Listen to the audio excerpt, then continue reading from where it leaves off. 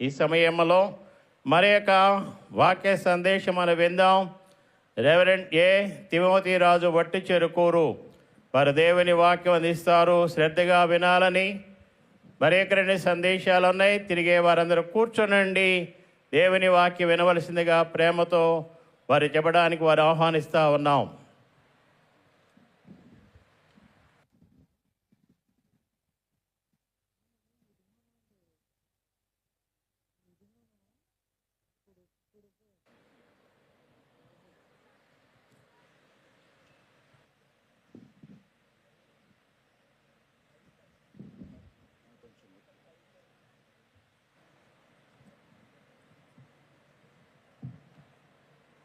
దేవునికి మహిమ కలుగును గాక. ఆమేన్.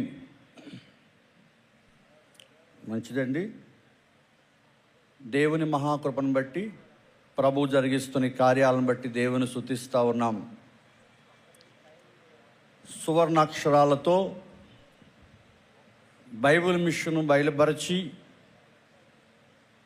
ఈ 87వ మహోత్సవాన్ని సువర్ణ అధ్యాయముగా లిఖితము చేయుచు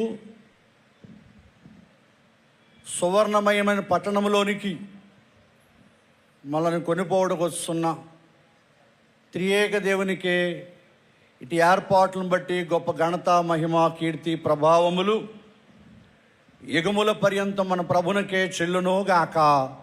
ఆమేన్. అలాగనే సువర్ణాక్షరాలతో బయలుపరచబడిన బైబిల్ మిషన్ అందుకుని ఇంచుమించు 90 సంవత్సరాల కాలం నుండి 120వ సంవత్సరం వరకు బైబిల్ మిషన్ యొక్క పరిచర్యను వృద్ధాప్య కాలంలో కూడా యోధుని వలె కొనసాగించి నేడు మనతో ఉండి ఈ మహోత్సవములు వీక్షిస్తున్న దైవజనుడు మొంగమూరి దేవదాసయ్య గారికి నా కృతజ్ఞతలు తెలియచేస్తూ ఉన్నాను. అలాగే ఈ మహోత్సవము అనే 5 అక్షరముల ఈ పేరు యొక్క అర్థమును మనకు చూపించడానికి, ఈ కళను మనకు తెలియచేయడానికి ఇంచుమించు 50 దినములకు పైగా ఇక్కడ పునాది వేసింది మొదలుకొని, పందిరి పని ప్రారంభించి మొదలుకొని, ఆత్మీయ రీతిగా శరీరీతిగా 3 మాసాలుగా ఈ మహోత్సవ ఏర్పాట్ల కొరకు ప్రయాసపడుతున్న ఆత్మీయ తండ్రి గారు, నేను కూడా గుంటూరు కాకాని స్వశాల పక్షంగా ఉన్నటువంటి సంఘములలో పెరిగిన వాడని బేతగృహవాసుల ఆధ్వర్యంలో మహోత్సవాల కన్వీనర్ అయ్య గారు, ఆత్మీయ తండ్రి గారు రెవరెండ్ డాక్టర్ జె శామ్యూల్ కిరణయ్య గారికి ఈ అవకాశం ఇచ్చిన బట్టి వారికి నా కృతజ్ఞతలు తెలియచేస్తూ ఉన్నాను. అలాగనే వేదికపై ఉన్న అధికారులైన వారికి, కుడి వచ్చిన దైవ అభిషిక్తులందరికీ, విచేసిన అశేష జనవాహినిగా విచేసి ఈ ప్రాంతమును గొప్ప జనసంద్రముగా మార్చివేసిన అందరికీ ప్రభునామ శుభములు నా తెలియచేస్తూ ఉన్నాను. మరణాత. దేవుని వాక్యం చదువుకుందాం. పరమగీత గ్రంథము 5వ అధ్యాయము 9-10 వచనాలు చదువుకుందాం. పరమగీత గ్రంథము. స్త్రీలలో అధిక సుందరి వగుదానా వేరు ప్రియుని కన్నా నీ ప్రియుని విశేషమేమి నీవు మా చేత ప్రమాణము చేయించుకొనుటకు వేరు ప్రియుని కన్నా నీ ప్రియుని విశేషమేమి నా ప్రియుడు ధవలవర్ణుడు రత్నవర్ణుడు 10,000 మంది పురుషులలో అతని గుర్తింపవచ్చును. చాలా చిన్న ప్రార్థన చేసుకుందాం. దేవుడు ఈ వాక్యము ద్వారా మనతో మాట్లాడేలాగున ప్రార్థన చేసుకుందాం.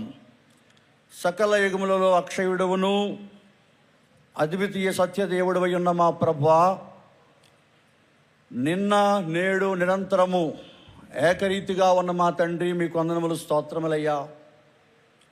1938 సంవత్సరంలో జనవరి 31వ తారీఖున బైబిల్ మిషన్ బయలుపరుచుకుని 87 సంవత్సరములుగా ఈ పనిని నిరంతరాయముగా నిరాటంకముగా కొనసాగిస్తున్న మా తండ్రి స్తోత్రములయ్యా. అలాగునే ఈ దినముల్లో కూడా ఆ వైభవాన్ని కనబరుస్తున్న మా తండ్రి స్తోత్రములు. బైబిల్ మిషను ఎంత ప్రత్యేకమైనదో, దాని పని ఏమై ఉన్నదో ఈ మహోత్సవముల ద్వారా వెల్లడి చేస్తున్న మా తండ్రి మీ స్తోత్రములు. అయ్యా, చదవబడిన వాక్యము ద్వారా మాతో మాట్లాడండి, అవసరమైన సంగతులు బోధించండి. ప్రభువా, మీరు సెలవిచ్చారు, మనుష్యుడు రొట్టె వలన కాదు, దేవుని నోట నుండి వచ్చు ప్రతి మాట వలన జీవించనట్లుగా ఆత్మ సంఘములతో చెప్తున్న మాటలు చెవిగలవాడు వినుగాకన్నట్లుగా నాయనా మాతో మాట్లాడండి. మాతో మాట్లాడి మహిమా ఘనత కీర్తి పొందుము. నా గొర్రెలు నా స్వరం వినని సెలవిచ్చారు కదా ప్రభువా. వినగల చెవి, గ్రహించగల మనస్సు, నీ వాక్యానుసారముగా నడవగలిగిన కృప దయచేయమని, మాతో మాట్లాడమని, వచ్చిన వారందరికీ నీ దీవెన దయచేయమని మంచి బోధకుడై ఉన్నా మనతో మాట్లాడుచున్నా యేసుక్రీస్తు స్వామివారి పుణ్యనామములు అడిగి వేడుకొనుచున్నా మా పరమ తండ్రి, ఆమేన్. దేవదేవుని ఆశీర్వాదములు కూడి వచ్చిన ఎల్లరకును ప్రభు సదా రాకడ మేఘమెక్కు వరకు దయచేయునుగాక, ఆమేన్. మరణాత. వాక్కు వినవచ్చిన వారలకు తినిపించి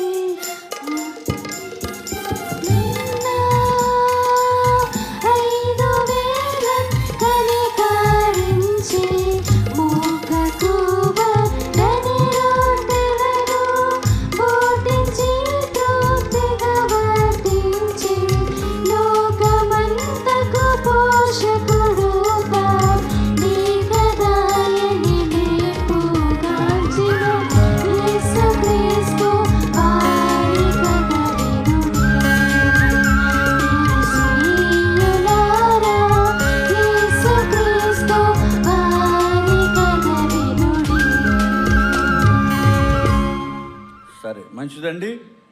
ప్రభునందు ప్రియమైన వారలారా, పరమగీత గ్రంథములోని 5వ అధ్యాయము ఈ 9వ వచనములో యెరూషలేము కుమార్తె అనబడిన వారు, చిలికాండ అనబడిన వారు అడుగుతున్నారు, నీ ప్రియుని విశేషమేమి? ఈ దినాల్లో మనందరికీ ఏం కావాలంటే విశేషం అనేది కావాలి. ఏంటి విశేషం, ఏంటి విశేషమని ఆయా సందర్భాల్లో మనందరం కూడా అడిగేవారమే. దేవుని బిడ్డలారా, ప్రతి సందర్భంలో ఈ విశేషం అనే మాట మనం వింటూ ఉంటాం. పుట్టినరోజు జరుపుకునే యవ్వన బిడ్డలైన వారిని అడుగుతారు, ఏంటి ఈరోజు స్పెషల్, ఏంటి ఈరోజు విశేషం? అలాగే గృహాల్లో అడుగుతూ ఉంటారు, ఈరోజు ఏమి వంట, స్పెషల్ ఏంటి, విశేషం ఏంటి?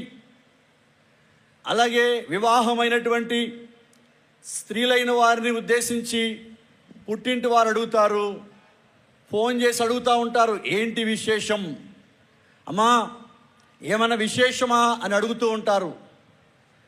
అలాగే ఈ పరమగీత గ్రంథములో కూడా యెరూషలేము కుమార్తెలు అనబడిన వారు ప్రియురాలు అనబడిన సంఘ వధువుకు సాదృశ్యముగా ఉన్న, పెండ్లి కుమార్తెకు ప్రతిరూపముగా ఉన్నటువంటి ఈ ప్రియురాల్ని యెరూషలేము కుమార్తె అనబడిన వారు అడుగుతూ ఉన్నారు, నీ ప్రియుని విశేషం ఏంటి?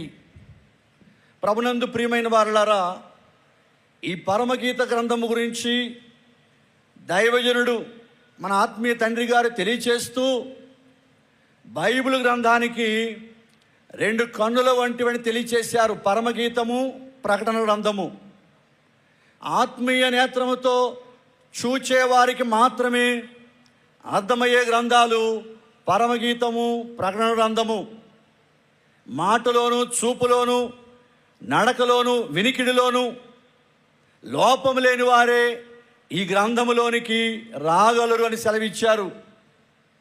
అలాగుని ఈ గ్రంథము పఠించక మునుపు, ఈ గ్రంథము చదవక మునుపు, ఈ గ్రంథములోనికి రాక మునుపు కొన్ని గ్రంథములు లేదా కొన్ని పుస్తకములు కూడా బైబిల్ గ్రంథంలో నుండి చదువుకోవాలి అని సెలవిచ్చారు.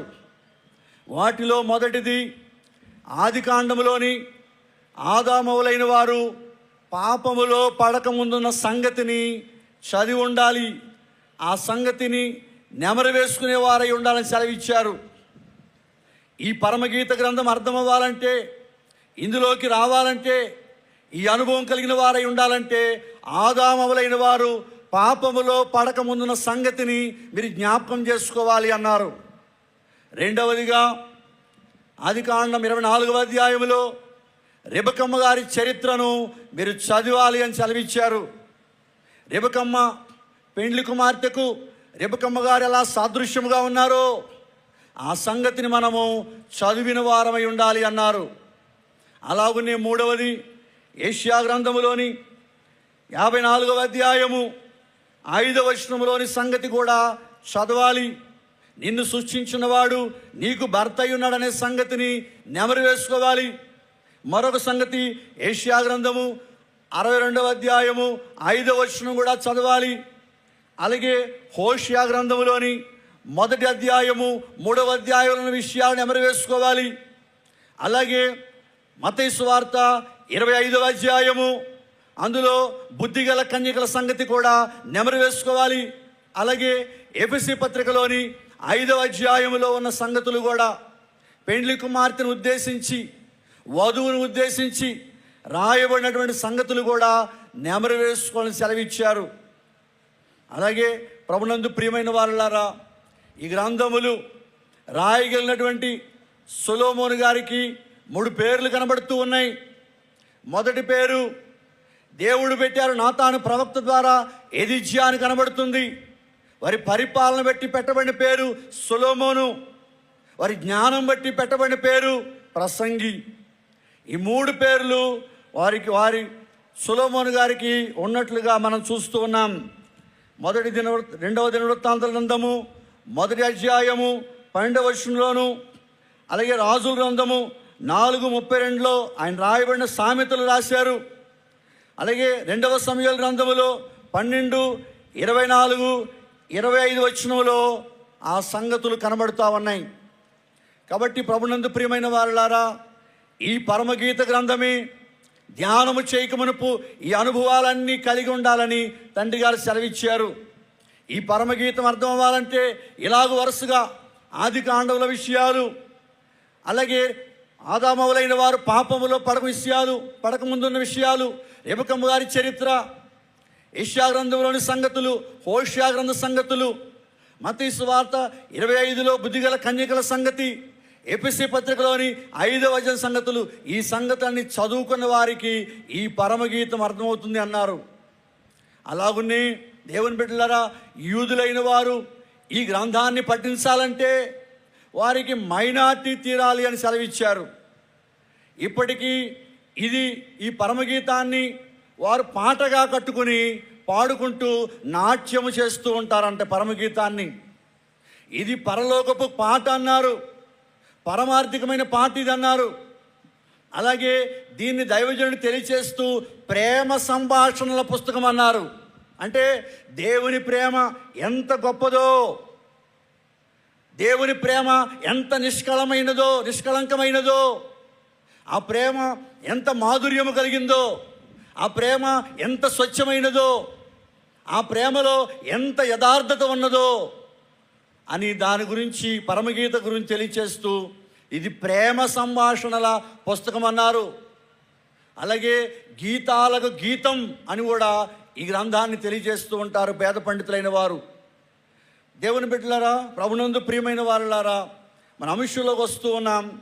మొదటిది దేవుని ప్రత్యేకత, రెండవది బైబిల్ మిషన్ యొక్క ప్రాముఖ్యత, మూడవది బేతెలు గృహం యొక్క ప్రాముఖ్యత. దేవుని ప్రత్యేకత, బైబిల్ మిషన్ యొక్క ప్రత్యక్షత, బేతెలు గృహం యొక్క ప్రాముఖ్యత.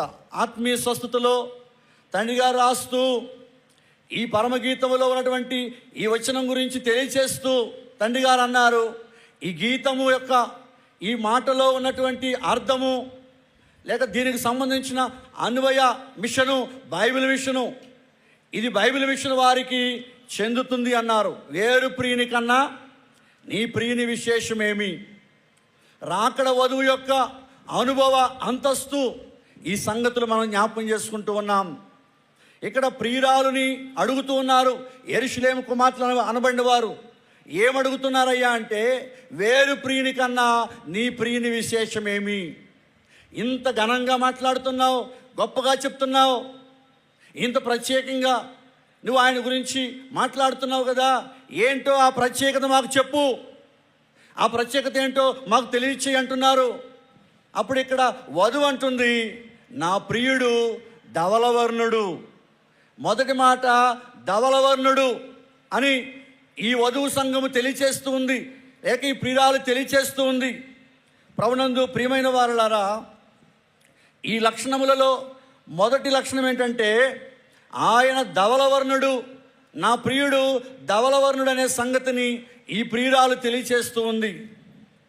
ప్రియమైన వారలారా, ఆయన లక్షణములను ధ్యానం చేస్తున్నటువంటి ఈ ప్రియురాలు తెలియచేస్తూ ఉంది.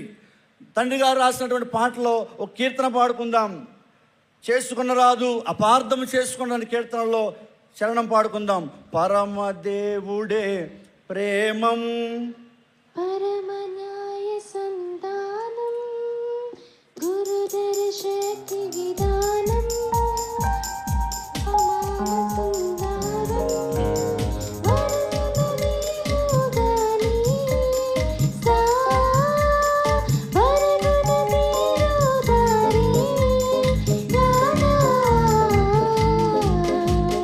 చేసి కొనరాదు ఆపాదము చేసి కొనరాదు దేవుని అపాదము చేసి కొనరాదు పరిశుద్ధుల పాదము చేసి కొనరాదు. ప్రభునందు ప్రియమైన వారలారా, ఆయన లక్షణముల గురించి రాయబడిన పాట, అందులో కొన్ని విషయాలు మనకు కనబడతా ఉన్నాయి. ఇక్కడ ప్రియురాలు అంటుంది, నా ప్రియుడు ధవలవర్ణుడు అంటే తెల్లనివాడు, అంటే మహిమ కలిగినవాడు. హెబ్రీ భాషలో ఈ మాట తెలియజేస్తూ ఉన్నారు. కబోర్డ్ అన్నారు, అంటే ఒక గౌరవానికి సూచన, ఒక వైభవానికి సూచన. ఈ మహిమ అనే మాటను గురించి హెబ్రీ భాషలో తెలియజేస్తూ ఉన్నారు. అలాగే గ్రీకులో తెలియజేస్తూ ఉన్నారు. డోక్సా అన్నారు, దేవుని మహిమను ఉద్దేశించి. అంటే ఈ ధవలవర్ణుడు మహిమ గలవాడు, ప్రకాశించేవాడు అని ఈ సంగతులు ఈ వధువు సంఘము లేక ఈ ప్రియురాలు అనబడినటువంటి పెండ్లి కుమార్తె తెలియచేస్తూ ఉంది. ఆయనలో ఉన్న గొప్పతనాన్ని తెలియచేస్తూ ఉంది. ఆ గొప్పతనాన్ని, ఆ మహిమని దేవదూతలు కూడా యెషయా గ్రంథము 6వ అధ్యాయము 3వ వచనంలో తెలియచేస్తూ ఉన్నారు. సైన్యముల అధిపతి యెహోవా పరిశుద్ధుడు, పరిశుద్ధుడు, పరిశుద్ధుడు, సర్వలోకము మహిమతో నిండి ఉన్నది. నా ప్రియుడు ధవలవర్ణుడు అంటే తెల్లనివాడు, మహిమ కలిగినవాడు. ఆ మహిమని వర్ణిస్తూ ఉన్నారు, లేక స్తుతిస్తూ ఉన్నారు దేవదూతలు. అలాగే నిర్గమాకాండము 33వ అధ్యాయంలో దేవుడు అంటున్నారు, నా మహిమ. ధవలవర్ణుడు ఎవరయ్యా అంటే మహిమ గలవాడు. ఇక్కడ దేవదూతలు స్తుతిస్తూ ఉన్నారు. అలాగే ప్రకటన గ్రంథంలో కూడా 4 జీవులు ఈ మహిమను గణపరుస్తున్నాయి. 24 పెద్దలు, పరలోకవాసులు ఈ మహిమను గణపరుస్తూ ఉన్నారు. దేవుని బిడ్డలారా, ముఖ్యమైన విషయం ఏంటంటే, ఈ మహిమ గలవాడు, ఈ మహిమ గలవాడిని ఎలా మహిమ గలవాడని చెప్తుందయ్యా వధువు అంటే, ప్రకాశించే ఆయన లక్షణాలను బట్టి మహిమ గలవాడని వధువు చెప్తూ ఉంది. ప్రకాశించే లక్షణములు, ఒకటి సొగసు, అనగా దేవుని లక్షణాలే ఆయనకి సొగసు, దేవుని లక్షణాలే ఆయనకు అలంకారము, దైవ లక్షణాలే ఆయనకు సౌందర్యము. మన తండ్రి గారు దేవదాసయ్య గారు రాసినటువంటి పుస్తకాల్లో మనం క్రమం చేసుకుంటూ ఉంటాం. అందులో మొదటి పుస్తకము దైవ లక్షణములే. ఆ దైవ లక్షణములు రాశారు కదా, ఆయన అనాది దేవుడు, ప్రేమ గలవాడు, జీవము గలవాడు, న్యాయము గలవాడు. అందులో రాశారు త్రైక స్థితి, 12 లక్షణములు రాశారు తండ్రి గారు. ప్రభునందు ప్రియమైన వారలారా, ఈ లక్షణములన్నీ ధ్యానిస్తూ ఉంది కనుక, ఈ లక్షణాలన్నీ సంఘవధువు అయినటువంటి ఈ ప్రియురాలు సన్నిధిలో కూర్చుని చూస్తూ ఉంది కనుక, నా ప్రియుడు ధవలవర్ణుడు అంటుంది.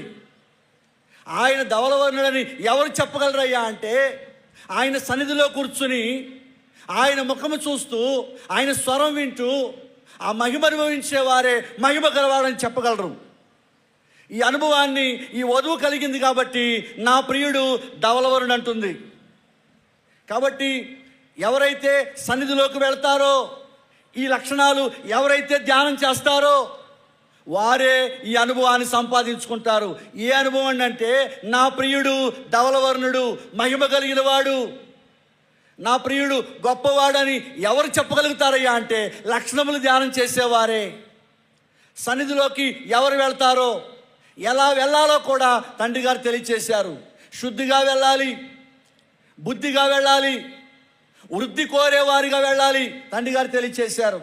అలాగే దేవుని స్వరము ఆ సన్నిధిలోకి వినేవారిగా వెళ్ళాలి, దేవుని మాట వినేవారిగా వెళ్ళాలి, దేవుని చూచేవారిగా వెళ్ళాలి, ఆ సంగతులు వ్రాసుకునేవారిగా వెళ్ళాలి, అవి మరలా నెమరు వేసుకునేవారిగా, వాటి ప్రకారం జీవించేవారిగా, అవి ఇతరులైన వారికి చెప్పేవారిగా సన్నిధిలోకి వెళ్ళాలని చెప్పారు.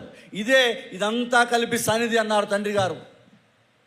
ప్రభునందు ప్రియమైన వారులారా, ఈ అనుభవాలన్నీ కలిగిందే వధువు సంఘం అంటున్నాం మనం. ఈ ప్రియురాలు అంటుంది ఆయన లక్షణాలన్నీ ధ్యానం చేస్తుంది కనుక, ఆయన లక్షణాలన్నీ చూస్తూ ఉంది కనుక ఈ ప్రియురాలు అంటుంది ఆయన ధవలవర్ణుడు, ఆయన ధవలవర్ణుడని ఈ ప్రియురాలు తెలియచేస్తూ ఉంది. ప్రభునందు ప్రియమైన వారులారా, కీర్తన 50వ అధ్యాయము 2వ వచనం చూసుకుందాం, ఒకసారి చదువుకుందాం. కీర్తన 50 2వ వచనం.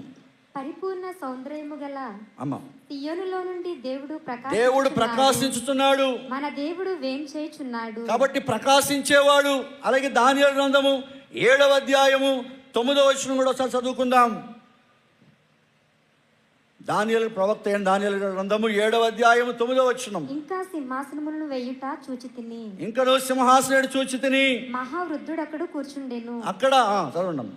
ఆయన వస్త్రము హిమము వలె ధవలముగా ఉన్నవి, ఆయన తల వెంట్రుకలు శుద్ధమైన గొర్రెబొచ్చే వలె తెల్లగా ఉన్నవి తెలియజేస్తూ ఉన్నారు. ఇదే మాట ప్రకటన గ్రంథము 1వ అధ్యాయము 14వ వచనము 16వ వచనంలో కూడా ఈ మాట కనబడుతూ ఉంది.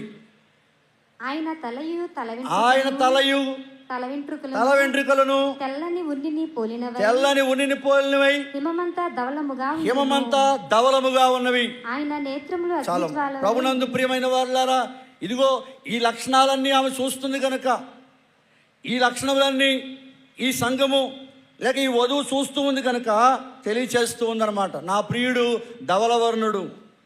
కాబట్టి ఈ లక్షణములు అనాది 68వ కీర్తన 33లోను, యెషయా గ్రంథం 63:16లోను, అలాగే 2వ పత్రిక తిమోతి పత్రిక 1:9లో ఈ అనాది లక్షణం కనబడుతూ ఉంది. అలాగే పరిశుద్ధుడు కీర్తన 99:9లోను, యెషయా గ్రంథము 57:15, 3 ప్రకటన 7లో కూడా కనబడుతుంది పరిశుద్ధుడు. అలాగే స్వతంత్రుడు నిర్గమాకాండము 3:14, రోమా 8:34, హెబ్రీ 7:24 కనబడుతూ ఉన్న ఈ వాక్యాలు. అలాగే సర్వవ్యాప్తి ఇర్మియా గ్రంథం 23:25లో కనబడుతుంది. నిరాకారము ద్వితీయోపదేశకాండం 4:15, 16లో కనబడుతుంది.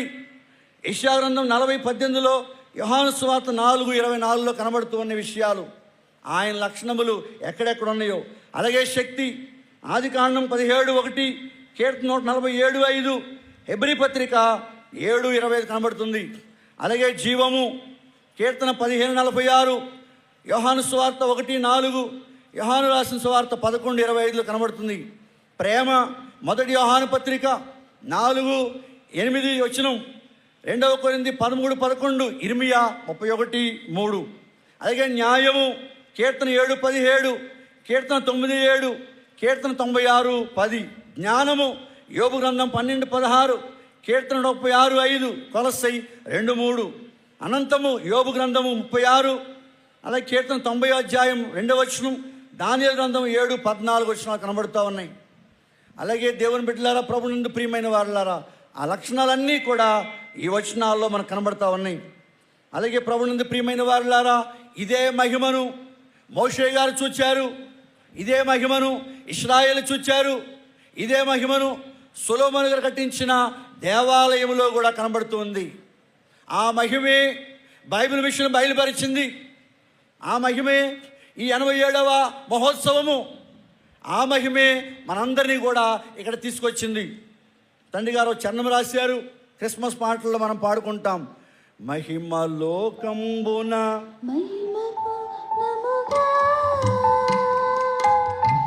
మహిమలు కంబున మహిమకు నముగా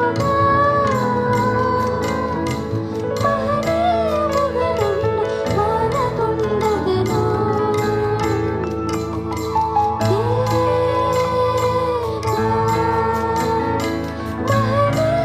మహనీయముగనున్న వానకుండగను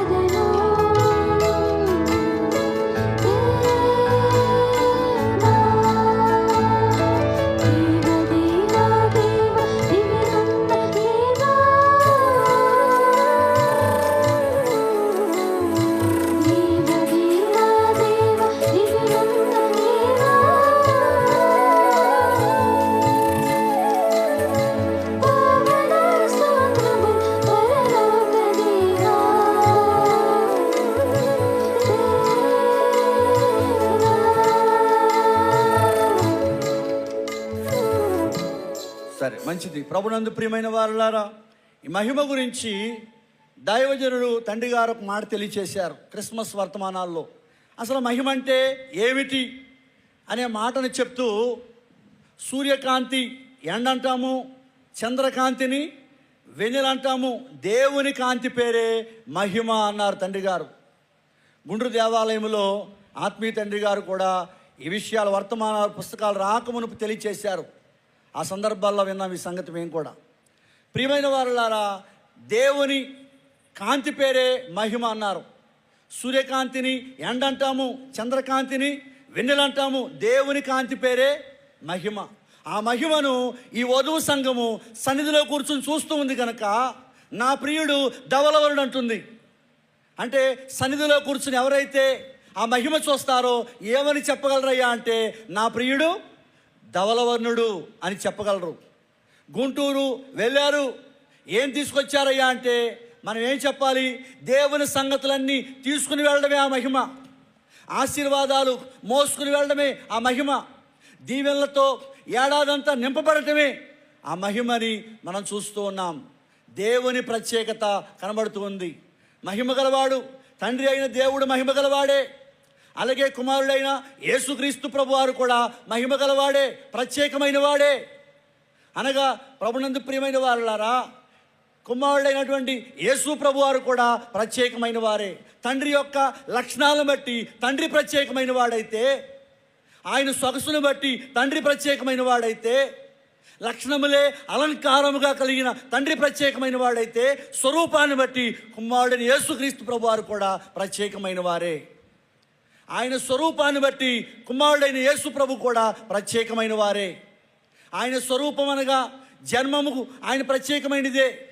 ఇదిగో కన్య గర్భవతి అయి కుమారుని కనును అని యెషయా ప్రవక్త ద్వారా సెలవిచ్చిన మాటని బట్టి, దావీదు కుమారుడు యేసోపు నీ భార్య అయిన మరియను చేర్చుకొనుటకు బయటపడకము, ఆమె గర్భం ధరించింది, కుమారుని పరిశుద్ధాత్మలు కలిగింది, ఒక కుమారుని కనును అనగా జన్మకాలములో ఆయన మహిమ కనబడుతుంది.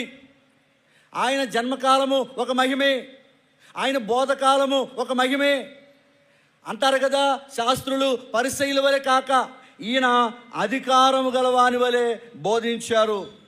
ఈయన అధికారము గలవాని వలె బోధించారు. ప్రభునందు ప్రియమైన వారులారా, మార్క్స్ వార్త 1:22 మనకు ఆ మాట కనబడుతూ ఉంటుంది. మార్కు 1:22 ఆయన శాస్త్రుల వలె కాక అధికారము గలవాని వలె వారికి బోధించెను. కనుక వారు ఆయన బోధకు ఆశ్చర్యపడి. ప్రభునందు ప్రియమైన వారులారా, ఆయన జన్మం ఆశ్చర్యమే. కన్యక గర్భమందు జన్మించడం బట్టి ఆయన జన్మం ఆశ్చర్యమే. రెండవది ఆయన బోధ ఆశ్చర్యమే. మూడవది ఆయన చేసినటువంటి అద్భుతాలను బట్టి ఆశ్చర్యమే. ప్రభునందు ప్రియమైన వారులారా, అక్కడ చూస్తూ ఉన్నాం మనం. మత్తయి సువార్త 13వ అధ్యాయము 54వ వచనం చూద్దాం ఒకసారి. అందువలన వారు ఆశ్చర్యపడి ఈ జ్ఞానమును ఈ అద్భుతములను ఇతనికి ఎక్కడ నుండి వచ్చినవి? కాబట్టి అద్భుతములు చేయడం బట్టి యేసుక్రీస్తు ప్రభువారు గొప్పవారు, జన్మమును బట్టి గొప్పవారు, బోధను బట్టి గొప్పవారు, విశేషమైన వారు. అద్భుతములు చేయడం బట్టి యేసుక్రీస్తు ప్రభువారు విశేషమైన వారే. అలాగే శ్రమ అనుభవించడం బట్టి ఆయన విశేషమైన వారే. ఆయన అనుభవించిన మరణాన్ని బట్టి ఆయన విశేషమైన వారే. అలాగే ఆయన పునరుద్ధానం బట్టి ఆయన విశేషమైన వారే. అలాగే ఆరోహణాన్ని బట్టి ఆయన విశేషమైన వారే. రెండవ రాకడను బట్టి మధ్యాకాశములోకి సంఘాన్ని కొనుక్కోవడానికి వచ్చే ఆ రాకడని బట్టి కూడా యేసుక్రీస్తు ప్రభువారు విశేషమైన వారే. ప్రభునందు ప్రియమైన వారులారా, దేవుని వాక్యము వింటూ ఉన్నవారులారా, ఆయన విశేషాలు మనం గమనిస్తూ ఉన్నాం. ఆయన పరిచర్య అంతా విశేషమైనదే. తండ్రి వలె ఈ కుమారుడు యేసుక్రీస్తు ప్రభువారు కూడా పరిశుద్ధమైన వాడే. ఆయన యొక్క ప్రభునందు ప్రియమైన వారులారా, ప్రవర్తన బట్టి కుమారుడు యేసుక్రీస్తు ప్రభువారు విశేషమైన వారే. రత్నవర్ణుడు అని అంటుంది వధువు. నా ప్రియుడు ఒకటి ధవలవర్ణుడు, రెండవది రత్నవర్ణుడు. అనగా ఈ లక్షణాలన్నిటిని బట్టి ఎవరయ్యా ఈ ప్రభు అంటే రత్నవర్ణుడు. జన్మము నుండి రేపు మధ్యాకాశములో సంఘాన్ని కొనుక్కోవడానికి రానయ్యున్న రాకడ వరకు కూడా ఎవరయ్యా ఈయన ఈ రత్నవర్ణుడు అంటే ప్రత్యేకమైన వాడే, విశేషమైన వాడే. అలాగే ప్రభునందు ప్రియమైన వారులారా, మూడవ మాట ఆయన పోల్చదగిన వాడు అంటుంది. ఈ సంఘవధువు అంటుంది ఆయన పోల్చదగిన వాడు. అనగా పరిశుద్ధాత్ముని యొక్క కార్యాలను బట్టి, ఆత్మ తండ్రి యొక్క కార్యాలను బట్టి నేను నా ప్రియుణ్ణి ఎరుగుదును. ఒకసారి చదువుతారా? 5:10 పరమగీతము 5:10. 10,000 మంది పురుషులలో అతన్ని గుర్తింపవచ్చును, అతని శిరస్సు అపరంజి వంటిది. చాలు. ప్రభునందు ప్రియమైన వారులారా, అతన్ని గుర్తింపవచ్చును, నేను గుర్తింపగలను అని తెలియచేస్తూ ఉంది. ఆయన ఎక్కడ ఉన్నా నేను గుర్తిస్తాను. యెషయా గ్రంథము 40 అధ్యాయము 25 వచనం. యెషయా గ్రంథము 40 అధ్యాయము 25 వచనం.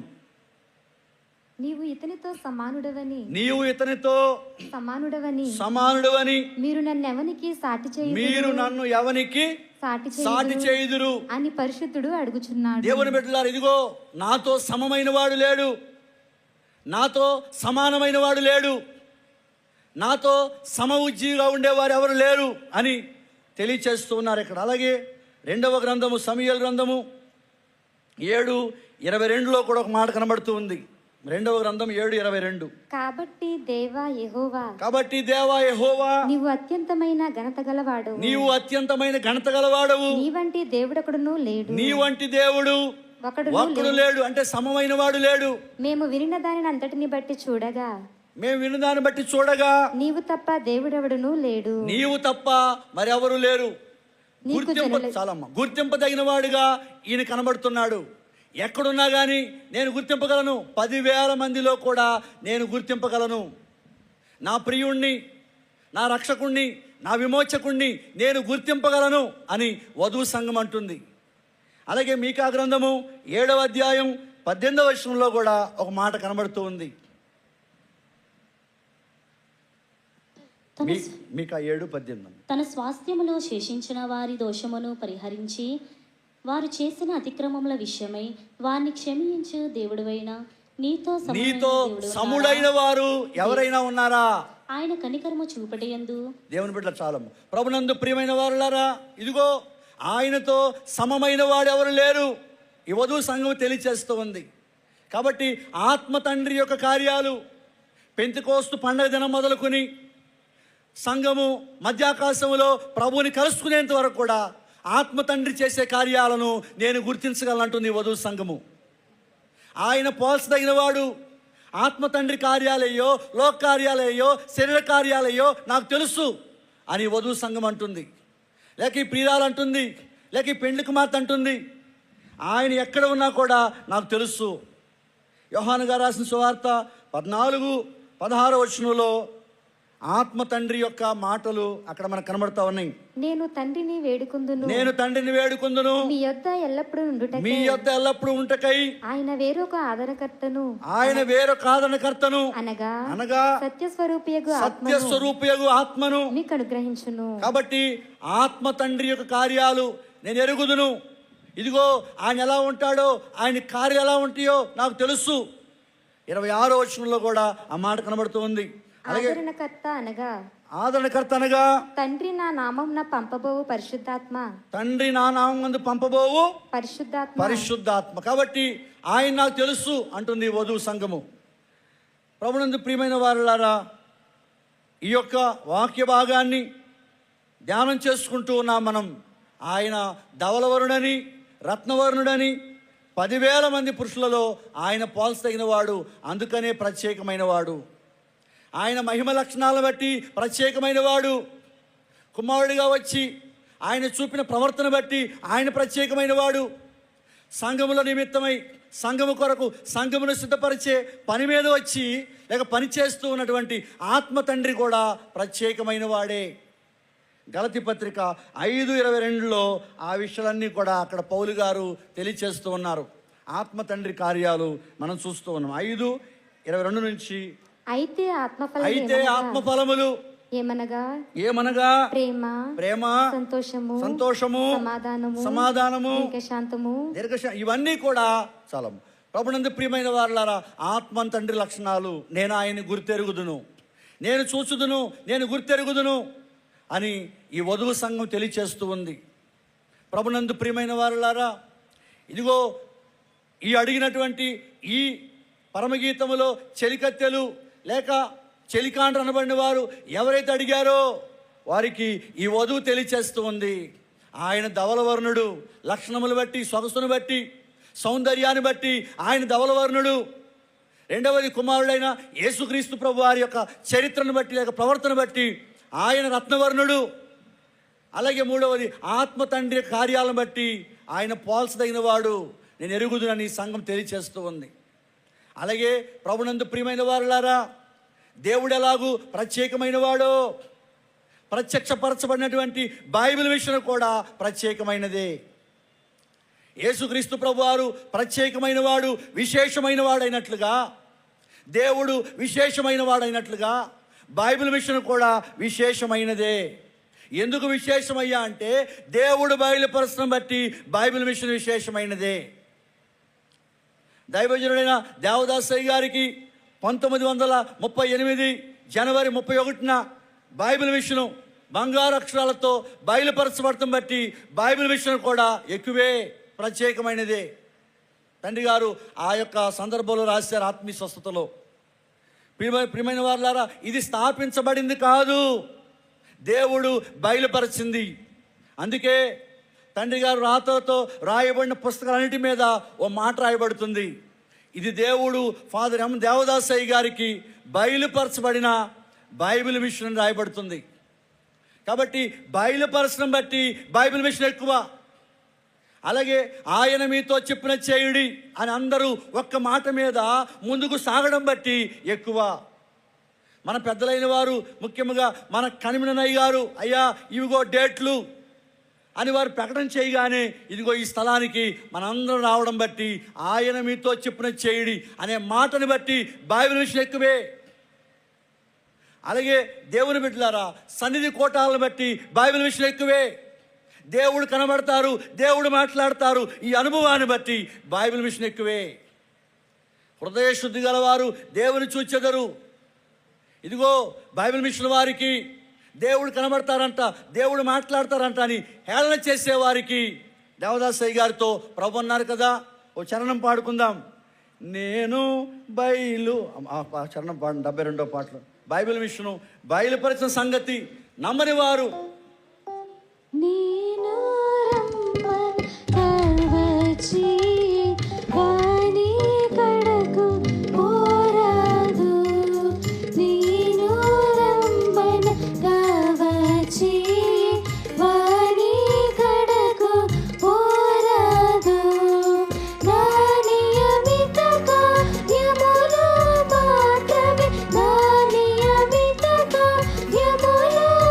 మాత్రమే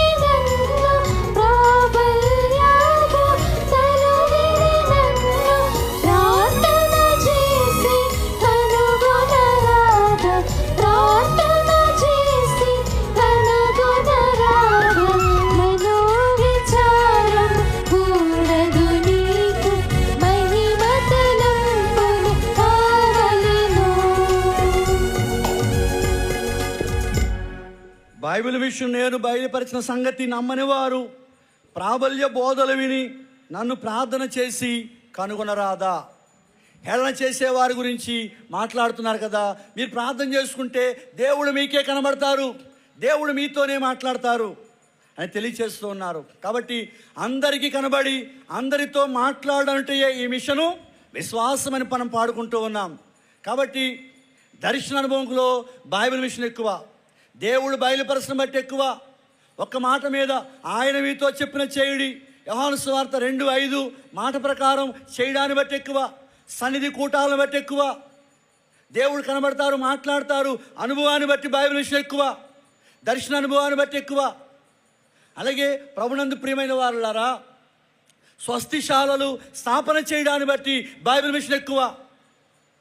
అనేక చోట్ల స్థాపించబడినప్పటికీ దేవదాసయ్య గారు ఎక్కడైతే స్థాపించారో అదే స్థిరముగా సాగుతుంది. గుంటూరులో ఏదైతే స్థిరం చేశారో, కాకానిలో దేన్నైతే స్థిరం చేశారో అదే సాగుతుంది. స్వస్తిశాలలు స్థాపన చేయడంలో బైబిల్ మిషన్ ఎక్కువ. పాపులకు పేదలకు సువార్త ప్రకటించడంలో బైబిల్ మిషన్ ఎక్కువ. అలాగే దయ్యములు వెలగొట్టడంలో బైబిల్ మిషన్ ఎక్కువ. అనగా దయ్యముల ప్రార్థనలు చేయడంలో బైబిల్ మిషన్ ఎక్కువ, దయ్యాలు వెళ్ళగొట్టే ప్రార్థనలు చేయడంలో. ఇదిగో ఈ మహోత్సవాలు చేయడాన్ని బట్టి బైబిల్ మిషన్ ఎక్కువ. ప్రభునందు ప్రియమైన వారులారా, అన్ని విషయాల్లో కూడా బైబిల్ మిషన్ ఎక్కువే. ఎందులో గొప్పదయ్యా అంటే అనుభవంలో గొప్పది బైబిల్ మిషను. అలాగే దేవుని బిడ్డలారా, దేవుడు ఏర్పాటు చేసుకున్న బేతేలు గృహము కూడా గొప్పదే. ప్రభునందు ప్రియమైన వారులారా, ఏ దేవుడైతే దేవదాసయ్య గారికి బయలుపరిచారో ఆ దేవుడే ఆ దైవజనుణ్ణి బేతేలు గృహం తీసుకొచ్చారు. యెహోవాయే నిన్నిక్కడకు తీసుకొని వచ్చెను. ఆ మాటను బట్టే మనకు అర్థమవుతుంది ఇక్కడ మనం ఎందుకు ఉండాలో, ఈ పనికి నిర్వాహకులైన వారిని మనం ఎందుకు వెంబడించాలో ఈ మాటను బట్టి మనకు అర్థమవుతుంది. ప్రభునందు ప్రియమైన వారులారా, అబ్రహాము గారు ఆదికాండం 12వ అధ్యాయంలో బలిపీఠం కట్టి ప్రార్థన చేశారు. బేతేలులో బలిపీఠం కట్టి ప్రార్థన చేశాడు అబ్రహాము గారు. విశ్వాసులకు తండ్రి అయ్యాడు అబ్రహాము గారు. అలాగే యాకోబు గారు బేతేలులో ప్రార్థన చేశాడు, ఇశ్రాయేలుకు తండ్రి అయ్యాడు యాకోబు గారు. అలాగే ప్రభునందు ప్రియమైన వారులారా, బేతేలు విడిచి వెళ్ళింది నయోమి. బేతేలు విడిచి మోయాబుకు వెళ్ళింది నయోమి. ధనవంతురాలుగా వెళ్ళింది, రిక్తురాలుగా మారింది. సమృద్ధి కలిగింది అయి వెళ్ళింది, రిక్తురాలుగా మారిపోయింది. బేతేలును విడిచి అక్కడి నుంచి బెత్లెహేము విడిచి మోయాబు వెళ్ళింది. బెత్లెహేము విడిచి మోయాబు వెళ్ళింది నయోమి. సమృద్ధి కలిగింది అయి వెళ్ళింది, రిక్తురాలుగా మారింది. కానీ ప్రభునందు ప్రియమైన వారు, ఆ బెత్లెహేములో ఉన్నటువంటి బోయాజు భాగ్యవంతుడయ్యాడు. ప్రభునందు ప్రియమైన వారులారా, రూతు అనే సౌభాగ్యవంతురాలను సంపాదించుకున్నాడు. ప్రియమైన వారులారా, వధువు మోయాబు వెళ్ళి విధవయ్యింది. వధువు మోయాబు బెత్లెహేము విడిచి, వధువు అనబడే నయోమి బెత్లెహేము విడిచి మోయాబు వెళ్ళి విధవయ్యింది. విధవరాలైన రూతు మోయాబుని విడిచి బెత్లెహేము వచ్చి వధువు అయ్యింది. ఇదే బైబిల్ మిషన్ యొక్క అనుభవం అయి ఉన్నది. ప్రభునందు ప్రియమైన వారులారా, ఆ బేతేలు గృహమును మనందరము కూడా వెంబడించవలసిన వారమై ఉన్నాం. కాబట్టి బేతేలు గృహము కూడా గొప్పదే. దేవుడు విశేషమైన వారు, బైబిల్ విశేషమైనది, బేతేలు గృహం కూడా విశేషమైనది. ఈ అనుభవాలన్నీ మనం సంపాదించుకుని రాకడ మేఘం ఎక్కవలసిన వారమై ఉన్నాం. ప్రభు వచ్చింది మన కొరకే, మరలా వచ్చేది కూడా మన కొరకే. ప్రభు వచ్చారు నరావతారిగా మన కొరకు. ఆయన జన్మించారు, బోధించారు, అలాగే అద్భుతములు చేశారు, శ్రమ అనుభవించారు, మరణించారు, పునరుద్ధానమై లేచారు. 40 దినములు కనబడి ప్రభు మాట్లాడారు, పరమునకు వెళ్ళారు. మరలా ప్రభు మన కొరకు రానయ్యున్నారు. రానయ్యున్న ప్రభుని మనందరం కలుసుకోవాలి. ఈ మహోత్సవముల ద్వారా అతి ధన్యత దేవుడు మనెల్లరకు దయచేయునుగాక. ఆమేన్. దయగలిగిన మా తండ్రి కృపగల దేవా ప్రభువా, విన్న వాక్యాలు నాయన అంతరంగాల్లో ముద్రింప చేయము, ఫలింపు దయచేయము, నెమరు వేసుకునే కృపనిమ్ము. పెండ్లి కుమారుడుగా వస్తున్న యేసుక్రీస్తు స్వామివారి నామములో అడిగి వేడుకుంటున్నా మా పరమ తండ్రి. ఆమేన్. దేవునికి మహిమ కలుగును గాక. అవకాశం ఇచ్చిన ప్రశ్నయ్య గారికి నా కృతజ్ఞతలు, ఆత్మీయ తండ్రి గారికి మరణాత, వేదికపై ఉన్న అధికారులైన వారందరికీ నా మరణాత, ఇప్పుడు వచ్చిన దైవ అభిషిక్తులకు మరణాత, అశేష జనవాహినిగా వచ్చిన భక్తులందరికీ మరణాత.